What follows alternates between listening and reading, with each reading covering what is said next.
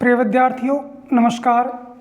Oxford online classes में आपका हार्दिक स्वागत है। आज हम कक्षा 10th हिंदी व्याकरण में वाक्य शुद्धि प्रकरण का अध्ययन कर रहे हैं। इससे पूर्व हमने कई अशुद्धि संशोधन के विषय में जानकारी प्राप्त की। उसी क्रम को आगे बढ़ाते हुए आज हम वचन संबंधी शुद्धि के नियमों का अध्ययन करेंगे। वचन शुद्धि संबंधी नियम कौन कौन से हैं, इसको समझने से पहले वचन पर थोड़ा सा ज्ञान अर्जित करना परम आवश्यक है।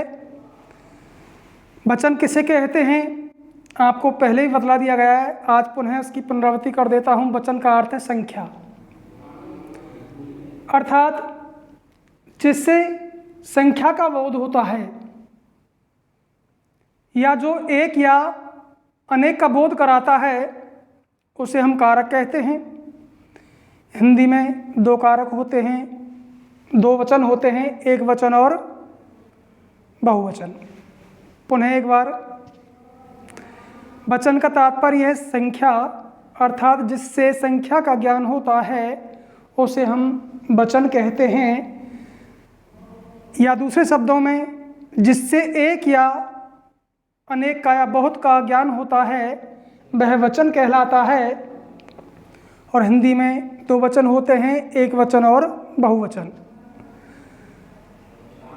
एक वचन का तात्पर्य जिसका शाब्दिक अर्थ है एक वचनी संख्या, एक संख्या, जिससे एक संख्या का ज्ञान होता है वह एक वचन कहलाता है।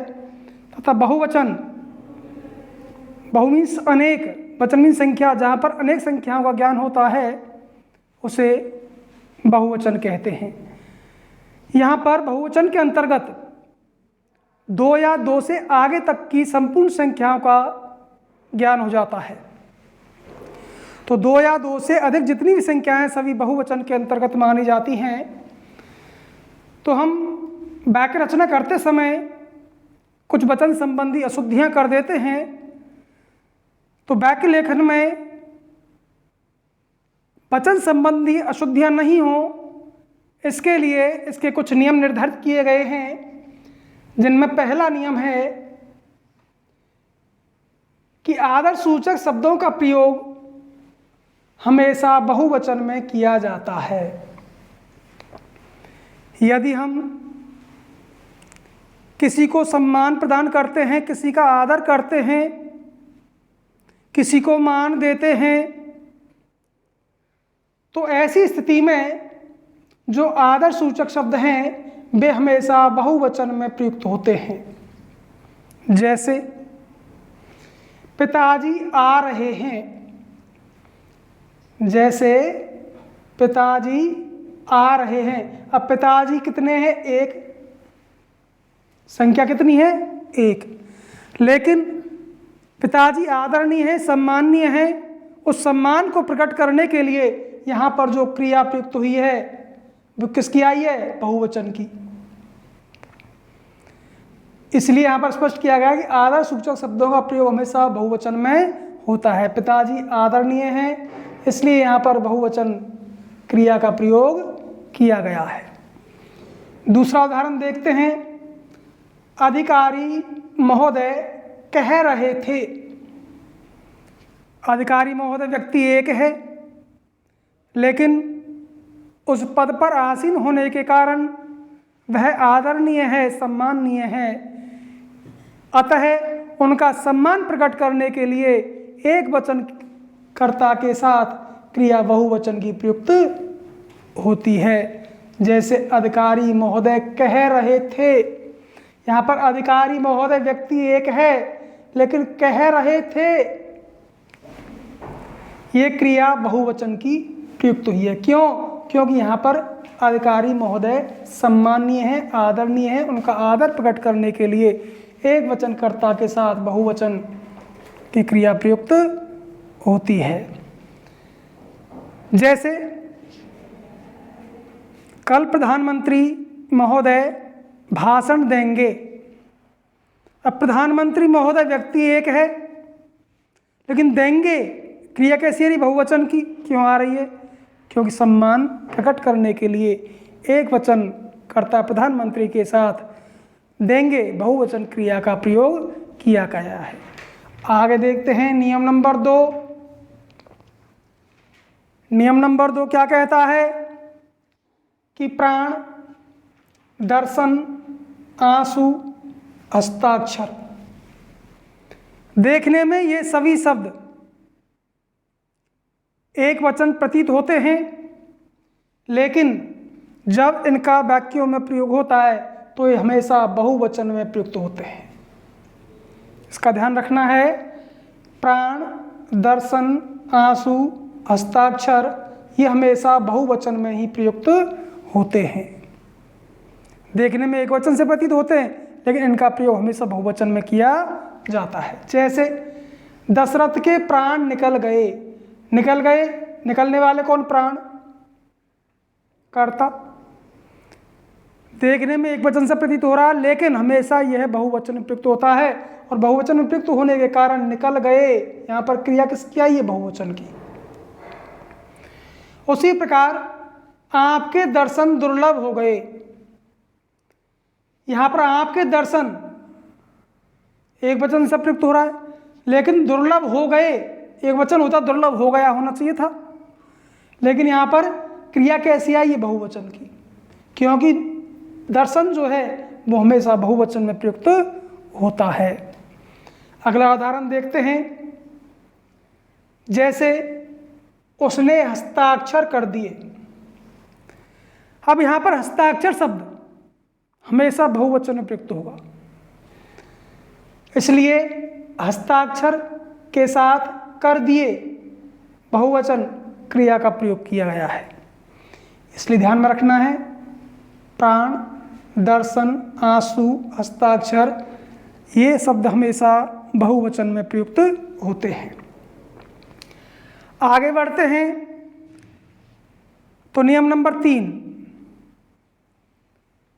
ये क्या कहता है कि भाववाचक संज्ञाएं प्राय एक वचन में प्रयुक्त होती हैं। जितनी भी भाववाचक संज्ञाएं हैं वो हमेशा एक वचन में आती हैं। जैसे जवानी, बुढ़ापा, मानवता, या जितने भी बहुत से शब्द हैं जो भाववाचक संज्ञाएं हैं वो हमेशा एक वचन में प्रयुक्त होती हैं, लेकिन कभी कभी ये बहुवचन में भी प्रयुक्त हो जाती हैं। यहाँ पर एक शब्द आया प्रायः। प्राय मीन्स अक्सर। भाववाचक संज्ञाएं प्रायः एक वचन प्रयुक्त होती है। प्राय मीन्स अक्सर, अधिकांशतः एक वचन प्रयुक्त होती है, लेकिन कहीं कहीं पर इनका प्रयोग बहुवचन में भी देखने को मिलता है। तो ऐसी स्थितियां अपवाद स्वरूप उत्पन्न होती हैं। जैसे मिट गई जवानियां, बन गई कहानियां। अब यहाँ पर जवानियां, जवानी भाववाचक संज्ञा है और हमेशा एक वचन प्रयुक्त होती है, लेकिन यहाँ पर बहुवचन में प्रयुक्त हो गई है। समानता यहाँ पर बहुवचन में प्रयुक्त हो रही है, समानता, समानताएं। तो जहाँ पर ये भाववाचक संज्ञा बहुवचन प्रयुक्त होती हैं तो ऐसे शब्द अपवाद स्वरूप होते हैं। इसका विशेष ध्यान रखना है। भाववाचक संज्ञा जो होती हैं वो प्राय हमेशा एक वचन में ही प्रयुक्त होती हैं, लेकिन कहीं कहीं पर ये बहुवचन में भी देखने को मिलती हैं, तो वो अपवाद हैं। अगला नियम है नियम नंबर 4, और तथा एवं व आदि से जुड़े हुए एक वचन संज्ञा व सर्वनाम पद। कोई एक वचन संज्ञा हो सकता है, सर्वनाम पद हो सकता है, ये बहुवचन माने जाते हैं। और तथा एवं व आदि से जुड़े हुए एक वचन संज्ञा व सर्वनाम पद बहुवचन माने जाते हैं। तो यहाँ पर चिंतन करने की आवश्यकता नहीं है। आप पद देखोगे आपको सहज ही इसका ज्ञान हो जाएगा, क्योंकि और से, तथा से, एवं से और व जब दो जुड़ेंगे तो जहाँ पर दो जुड़ते हैं वहाँ पर संख्या कितनी होगी? 2, बहुवचन में स्वतः ही चला जाएगा। तो ऐसे पद बहुवचन माने जाते हैं। उनके पुरुष व लिंग तो बाद वाले पद के अनुरूप होते हैं। बाद में जो पद आएगा उसके अनुरूप उसका पुरुष एवं लिंग का निर्धारण किया जाएगा, किंतु वचन और से जुड़े पदों की संख्या के अनुरूप एक वचन या बहुवचन होते हैं। और जब दो जुड़ रहे हैं तो वचन भी बहुवचन ही होगा। जैसे लड़के और लड़कियां दौड़ेंगी। अब यहाँ पर लड़के और लड़कियां किससे जुड़े हुए हैं? और से। तो ऐसी स्थिति में जो क्रिया है किसका अनुसरण करेगी? जो बाद में पद आ रहा है, लड़कियां। लड़के और लड़कियां दौड़ेंगी, ये क्रिया किसके अनुसार आई है? इस उत्तर पद के अनुसार। छात्रा और छात्र कहाँ जा रहे हैं? अब यहाँ पर देखिए छात्रा पहले आ रहा है और छात्र पीछे आ रहा है, तो यहाँ पर कहाँ जा रहे हैं ये क्रिया किसके अनुसार आई है? छात्र के अनुसार। यहाँ पर आपको देखना है कि और तथा एवं व आदि से जुड़े हुए जो पद हैं वो हमेशा बहुवचन माने जाएंगे और उनका जो पुरुष है, लिंग है, उसका निर्धारण अंतिम कर्ता के अंतिम पद के अनुसार किया जाएगा। अंत में जो कर्ता आ रहा है उसी के अनुरूप उनके लिंग का और उनके पुरुष का और वचन का निर्धारण होगा, जिस प्रकार हमने इन उदाहरणों के माध्यम से स्पष्ट किया। अब वचन संबंधी नियमों के अंतर्गत हम इसका लास्ट नियम देखते हैं, नियम नंबर 5। ये क्या कहता है? अथवा बा या से जुड़े पदों के लिंग, पुरुष तथा वचन का निर्धारण अंतिम पद के अनुसार होता है। देखिए, यदि कोई वाक्य है और उसमें दो या दो से अधिक कर्ता हैं और वे कर्ता अथवा बा या से जुड़े हुए हैं, तो उन पदों के लिंग, पुरुष और वचन का निर्धारण किसके अनुसार होगा? अंतिम पद के अनुसार। अंत में कौन सा पद आ रहा है? जैसे यह फल तू या मैं खाऊंगा। यह फल, अब यहां पर देखिए तू एक कर्ता मध्यम पुरुष का और उसके बाद क्या आ रहा है? मैं उत्तम पुरुष का। तो यहां पर जो क्रिया है वो किसके अनुसार आएगी? अंतिम कर्ता के अनुसार। क्यों? कि यह पद या से जुड़ा हुआ है।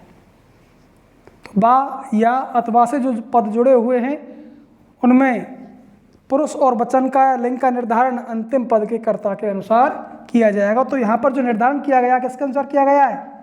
इस अंतिम कर्ता में के अनुसार। दूसरा उदाहरण देखते हैं। जैसे वह लड़का या वह लड़की मुझे जानती है। वह लड़का या वह लड़की मुझे जानती है। देखिए यहाँ पर वह लड़का और वह लड़की किससे जुड़े हुए हैं? यहाँ से। तो ऐसे पदों में उनके लिंग का, पुरस्कार, वचन का निर्धारण किसके अनुसार किया जाएगा? अंतिम कर्ता के अनुसार या अंतिम पद के अनुसार। अंतिम पद कौन सा आ रहा? वह लड़की। तो इसका निर्धारण किया गया, तभी यहाँ पर ये वह लड़की किसकी है? स्त्रीलिंग की। तो यहाँ पर क्रिया भी किसकी आई है? स्त्रीलिंग की। वह लड़का या वह लड़की मुझे जानती है। यदि हम इसको चेंज कर दें, वह लड़की या वह लड़का मुझे जानता है, हमने इनको चेंज कर दिया और यहाँ से जोड़ दिया। अब यहाँ पर वह लड़का किस में आ गया? उत्तर पद में आ गया, दूसरे पद में आ गया, अंतिम पद में आ गया। तो यहाँ पर क्रिया का निर्धारण किसके अनुसार किया गया है? वह लड़का के अनुसार। वह लड़का किसमें हुआ? पुल्लिंग में। तो क्रिया भी किसकी आई है? पुल्लिंग की। तो हमने यहाँ पर वचन संबंधी कुछ नियमों का अध्ययन किया, जिनके माध्यम से किसी भी वाक्य रचना के अंतर्गत वचन संबंधी अशुद्धियां नहीं होती हैं। अशुद्धियां संशोधन तभी संभव है जब हम इन नियमों को अपने कार्य रूप में परिणत करें। अब आगे हम देखते हैं तो कारक संबंधी अशुद्धियाँ आती हैं, जिनका विवेचन हमने शुरू में कारक प्रकरण के अंतर्गत आपको करवा दिया था। अब वाक्य शुद्धि के अंतर्गत अगला बिंदु आता है ब्राह्म चिन्ह संबंधी अशुद्धियाँ। अब प्रश्न उठता है कि ब्राह्म चिन्ह किसे कहते हैं? ब्राह्म का अर्थ क्या है? ब्राह्म का अर्थ है रुकना। ब्राह्म का अर्थ है रुकना। जब वाक्य का उच्चारण करते समय जहां कुछ समय के लिए वक्ता ठहर जाता है, रुक जाता है, उसे ब्राह्म कहते हैं। तो वाक्य शब्द का उच्चारण करते समय वक्ता जहां पर अल्प समय के लिए ठहरता है, उस स्थान पर कुछ विशिष्ट चिन्हों का प्रयोग किया जाता है, जिन्हें ब्राह्म चिन्ह कहते हैं। ब्राह्म चिन्हों के उचित ज्ञान के बिना हम किसी शब्द के मूल अर्थ को समझ नहीं सकते। उसके भाव को समझने के लिए इन ब्राह्म चिन्हों का ज्ञान परम आवश्यक है। जब तक हमें ब्राह्म चिन्हों का ज्ञान नहीं हो सकता, हम वाक्य में निहित भावों को समझ नहीं सकते। इनके अज्ञान के कारण अर्थ का अनर्थ हो जाता है, वाक्य का भावार्थ परिवर्तित हो जाता है। जैसे एक उदाहरण है,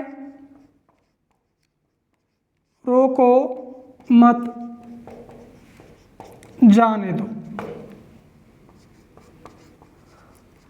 रोको मत जाने दो, एक ही वाक्य को मैंने 2 बार लिख दिया।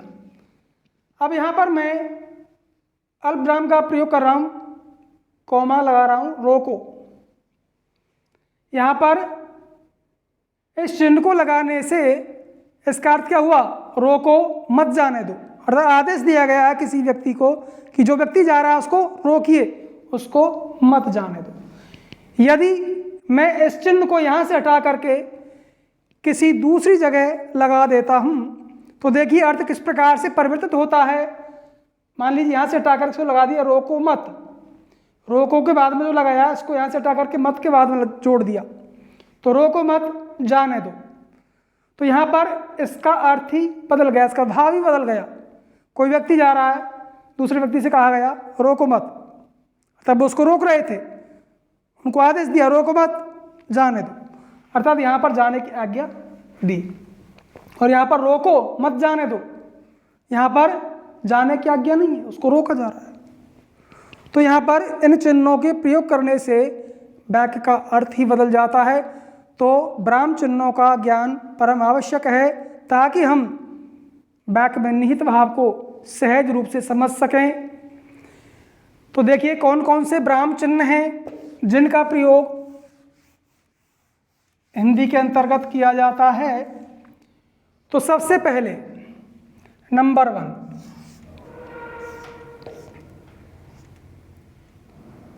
ये चिन्ह कौन सा है? इसको क्या कहते हैं? इस चिन्ह को अंग्रेजी में कॉमा कहते हैं। अंग्रेजी में क्या कहा जाता है? इसको कॉमा कहा जाता है। और हिंदी में इसको कहते हैं अल्पविराम। एक बार पुनः समझेंगे।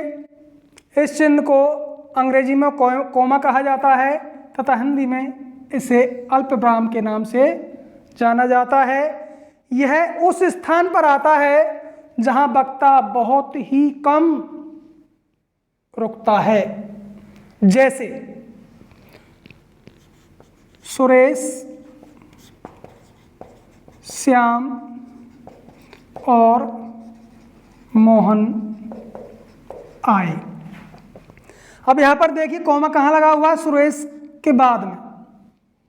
तो सुरेश, श्याम और मोहन आए, ये चिन्ह कौन सा है? कॉमा, अल्पविराम है। कहाँ पर प्रयुक्त होता है? जहाँ पर बोलने वाला वक्ता अल्प समय के लिए, बहुत कम समय के लिए रुकता है, वहाँ पर इस चिन्ह का प्रयोग किया जाता है। जैसे सुरेश, श्याम, तो यहाँ पर अल्पविराम, कुछ समय के लिए रोका गया है। सुरेश, श्याम और मोहन आए, तो जहाँ पर अल्प समय के लिए रोका जाता है वहाँ पर इस चिन्ह का प्रयोग किया जाता है। अगला चिन्ह देखते हैं। दूसरा चिन्ह है, ऊपर एक बिंदी लगा करके नीचे कॉमा लगा दिया जाता है। इस चिन्ह को अंग्रेजी में कहते हैं सेमी कोलन। अंग्रेजी में क्या कहते हैं इसको? सेमी कोलन कहते हैं, और हिंदी में इसे कहते हैं अर्धविराम। इस चिन्ह को अंग्रेजी में सेमी कोलन कहा जाता है तथा हिंदी में इसको अर्धविराम के नाम से जाना जाता है। अर्ध मीन्स आधा, जहां पर रुका जाए। इसका प्रयोग प्राय बड़े बड़े स्वतंत्र वाक्यांशों को अलग करने के लिए किया जाता है। इसका प्रयोग कहां पर किया जाता है? बड़े बड़े स्वतंत्र वाक्यांशों को जहां पर अलग किया जा रहा हो वहां पर इस चिन्ह का प्रयोग किया जाता है। जैसे यह संसार बड़ा विचित्र है, एक वाक्यांश हो गया, और दूसरा वाक्यांश है इसकी मीमांसा करना बड़ा कठिन है। तो यहाँ पर यह संसार बड़ा विचित्र है, और यहाँ पर हमने किस चिन्ह का प्रयोग किया है? सेमी कोलन का, अर्थात अर्धविराम का। तो जहाँ पर दो वाक्यांशों को, दो स्वतंत्र वाक्यांशों को, ये अपना स्वतंत्र अर्थ रखता है, ये भी अपना अलग अर्थ रखता है, दोनों वाक्य स्वतंत्र हैं, तो ऐसे वाक्यों को अलग करने के लिए इस चिन्ह का प्रयोग किया जाता है।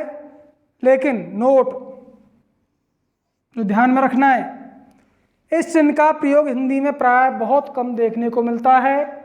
वर्तमान में इस चिन्ह के स्थान पर अल्पविराम का प्रयोग किया जा रहा है।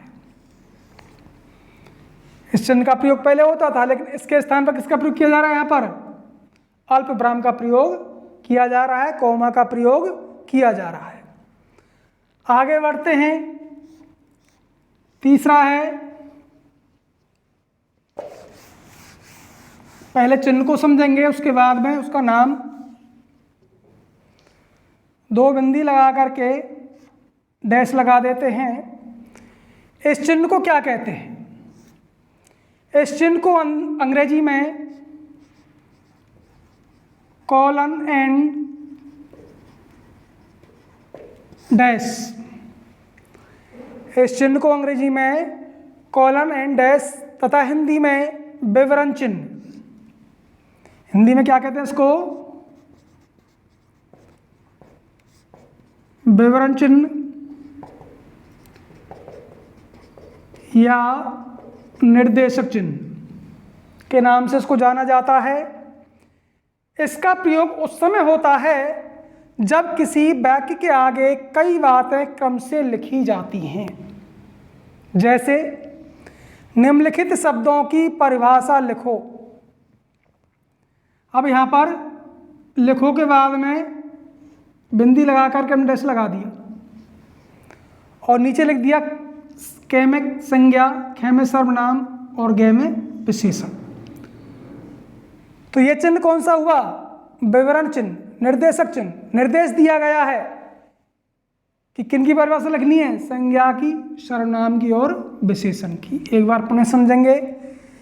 इस चिन्ह को अंग्रेजी में कॉलन एंड डैश कहते हैं तथा हिंदी में विवरण चिन्ह या निर्देशक चिन्ह के नाम से जानते हैं। इसका प्रयोग उस समय किया जाता है जब किसी वाक्य के आगे कई बातें क्रम से लिखी जाती हैं। जैसे निम्नलिखित शब्दों की परिभाषा लिखो। अब ये लिखो के बाद में ये चिन्ह लगा हुआ है, तो ये चिन्ह कौन सा? निर्देशक चिन्ह। आगे बढ़ते हैं। चौथा ब्राह्म चिन्ह कौन सा है? इससे अधिकांशतः परिचित हैं। इस चिन्ह को अंग्रेजी में not of interrogation, not of interrogation तथा हिंदी में इसको प्रश्नवाचक चिन्ह कहते हैं। कहाँ पर प्रयुक्त होता है? प्रश्न सूचक वाक्यों में पूर्ण विराम के स्थान पर इसका प्रयोग किया जाता है। जैसे तुम क्या कर रहे हो? अब क्या लगाने से प्रश्न बन गया, इसलिए पीछे चिन्ह लगाना बहुत आवश्यक है। राम खाना खा रहा है, एक सामान्य वाक्य है, साधारण वाक्य है। यहीं पर ऐसा कोई शब्द प्रयुक्त नहीं हुआ जिसके द्वारा इस वाक्य को प्रश्न बनाया जा सके, लेकिन यदि इसके पीछे प्रश्नवाचक चिन्ह जोड़ दिया तो वाक्य का जो अर्थ है वो परिवर्तित हो जाएगा, अर्थात ये प्रश्न बन जाएगा। राम खाना खा रहा है, प्रश्नवाचक चिन्ह लगने से इसका अर्थ बदल गया, स्वरूप बदल गया। अर्थ क्या है? क्या राम खाना खा रहा है? तो यहाँ पर ध्यान रखना है, पीछे यदि प्रश्नवाचक चिन्ह लगा हुआ है तो उसका भाव समझना बहुत जरूरी है, भले ही वहाँ पर प्रश्न निर्माण करने वाला किसी शब्द प्रयोग में नहीं आया हो। आगे देखते हैं, पांचवा जो चिन्ह है, इस चिन्ह को अंग्रेजी में नॉट ऑफ एक्सक्लेमेशन, अर्थात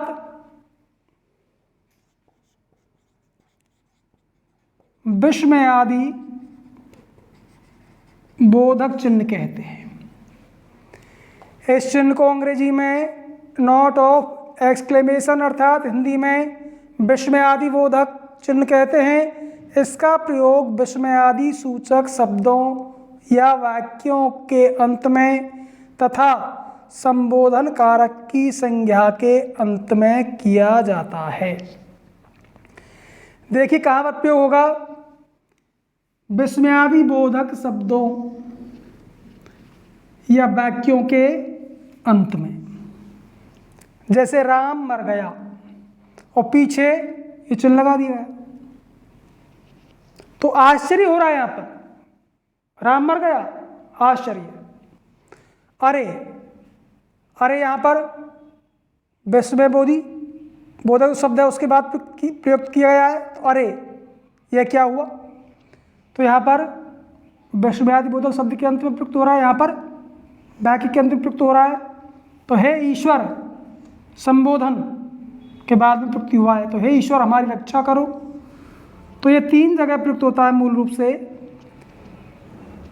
विस्मयादि सूचक शब्दों या वाक्यों के अंत में और संबोधन कारक की संज्ञा के अंत में। जिसको संबोधित किया जा रहा है उस व्यक्ति के बाद भी इसका प्रयोग किया जाता है, जैसे हे ईश्वर हमारी रक्षा करो। आज लास्ट विराम चिन्ह देखते हैं।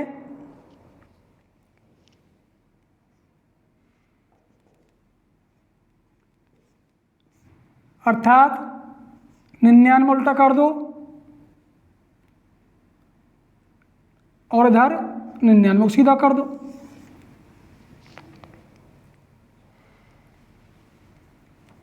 सॉरी 66 और 99, 66 उल्टा कर दीजिए।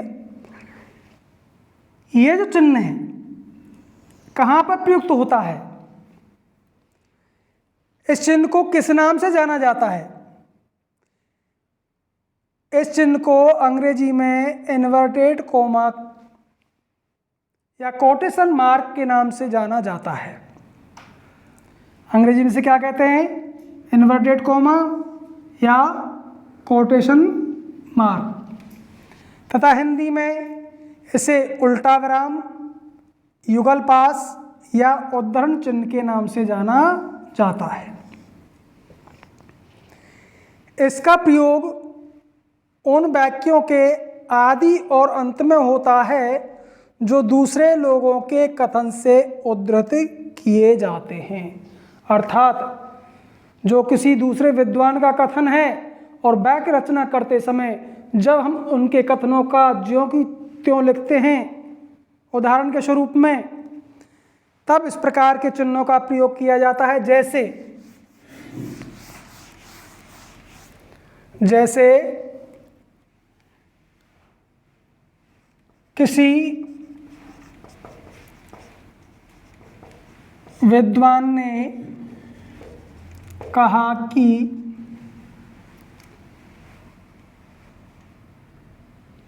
डैश चिन्ह लगाएंगे हम या बाद में चिन्ह लगाएंगे, परोपकाराय शताम विभूतयः। तो देखिए, किसी विद्वान ने कहा, हम कोई लेख लिख रहे हैं और हमने उदाहरण दिया और उस उदाहरण के स्वरूप किसी दूसरे विद्वान के कथन को ज्यों की त्यों लिखा जा रहा है, तो वहां पर इस चिन्ह का प्रयोग किया जाता है और इसको इन्वर्टेड कोमा में बंद कर दिया जाता है। जैसे परोपकारा शताम विभूत, ये किसी दूसरे विद्वान का कथन है और उदाहरण के रूप में हमने इसको ज्यों की त्यों प्रयुक्त किया, इसलिए इसको इन्वर्टेड कोमा में या युगल पास में या उल्टा विराम या उद्धरण चिन्ह के रूप में लिख दिया। तो इस प्रकार किसी भी वाक्य रचना को लिखते समय हमें इन विराम चिन्हों का ज्ञान होना परम आवश्यक है।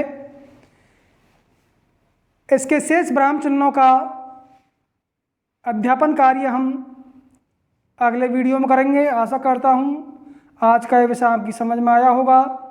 मिलते हैं अगले वीडियो में, तब तक के लिए धन्यवाद। जय हिंद।